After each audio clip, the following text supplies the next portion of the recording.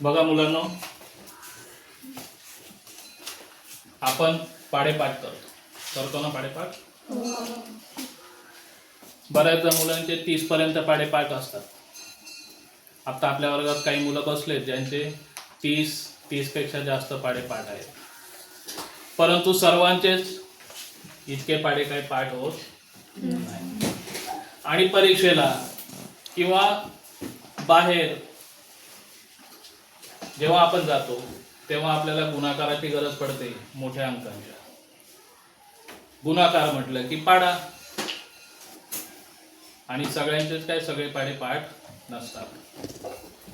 किंवा परीक्षेला जरी आपण गेलो तरी परीक्षेमध्ये अशा काही संख्या असतात की ज्यांचा आपल्याला पटकन गुणाकार करता येत नाही, कारण त्या संख्येचा आपला पाढापाठ नसतो.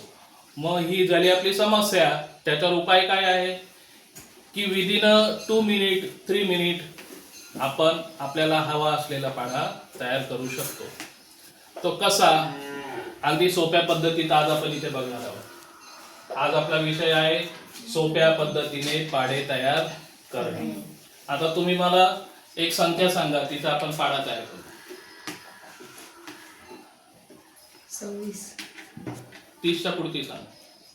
98. हा, 98.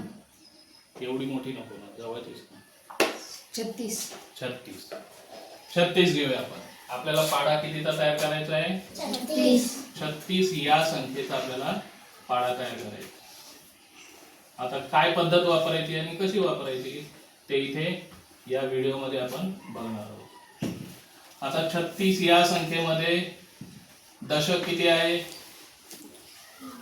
3. आधी 3चा पाढा प्रत्येकाचा पाठ असतो की नाही? दशक संख्या 3 आहे. आधी 3चा पाढा लिहिला जातो.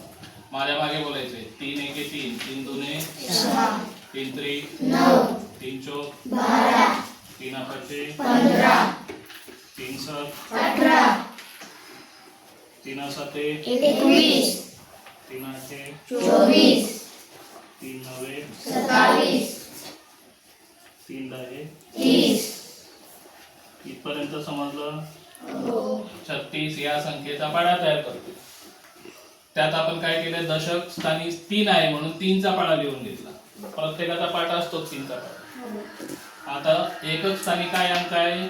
6. त्या 6चा पाढा येतो का? बोला माझ्या मागे. 6 दुने 12, 6 त्रिक 18, 6 चौक 24, 6 पंचे 30, 6 सहा 36, 6 साते 42, 6 आठे 48, 6 नवे 54, 6 दहे 60. पहिली कृती काय? ज्या संख्येचा पाढा तयार करायचा त्यांचे सेपरेट पाढे इकडे लिहून घ्यायचे. इथे 36 आहे, 3चा लिहिला, नंतर 6चा लिहिला. इथपर्यंत समजलंय? आता काय करायचं ते बघूया.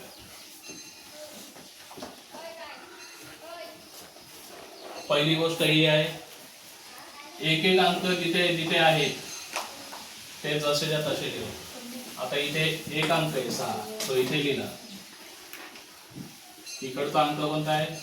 3. काही अडचण? आता इथे 2 अंकी संख्या आहे आणि इथे एकच अंकी संख्या आहे. अशा वेळेला काय करायचंय? या दुसऱ्या पाढ्यातला एकक अंकी संख्या जी आहे ती आधी इकडे लिहून घ्यायची. किती आहे ती संख्या? 2. आता उरले किती?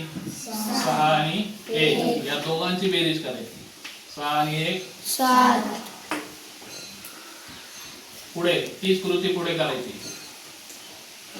इथे एककात 8 आहे, ते 8 इथे लिहिले. आता उरल्या किती संख्या? 9 आणि 1. या दोघांची बेरीज किती? 10. कोण 90 म्हटलं? पुढे इथे एकक स्थानी किती आहे? 4. ते आपण एककात लिहिले 4. आता किती अंक उरले? 12 आणि 2. 12 मध्ये 2 मिळवायचे. 14. पुढे 30 कृती करायची. इथे एकक स्थानी किती आहे? 0. तो इथे लिहिला. आता उरले किती संख्या 15 आणि 3 या दोघांची बेरीज करायची किती झाले? 18. पुढे तीच कृती एककात किती आहे?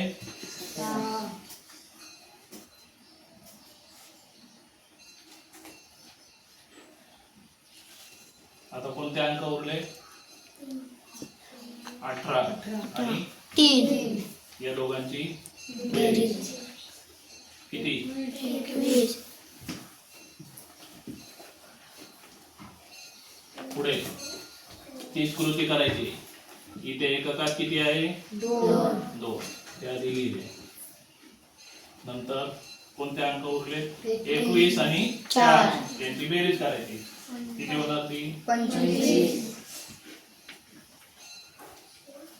पुढे एककात किती आहेत? 8 ते 8 लिहायचे. आता कोणते अंक उरले? 24 आणि 4 या दोघांची बेरीज करायची 28.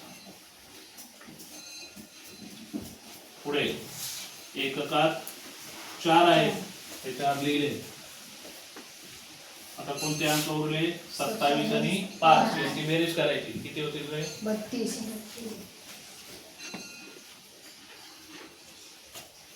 आता इथे एककात 0 आहे तो इथे लिहिला. आता कोणते अंक उरले? 30 आणि 6 करा बेरीज 36. हा झाला आपला 36 चा पाढा तयार.